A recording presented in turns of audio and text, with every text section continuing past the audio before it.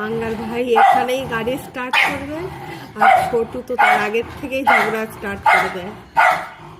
এই দেখুন, এবার মাঙ্গার ভাই রেগে গিয়ে বিরক্ত হয়ে আবার চেঁচানোতে দূরে গিয়ে আবার গাড়ি স্টার্ট করে।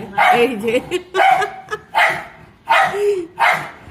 দুইজনেরই একই অবস্থা, জানে ছোটু চেঁচাবে তাও এখানে স্টার্ট করবে।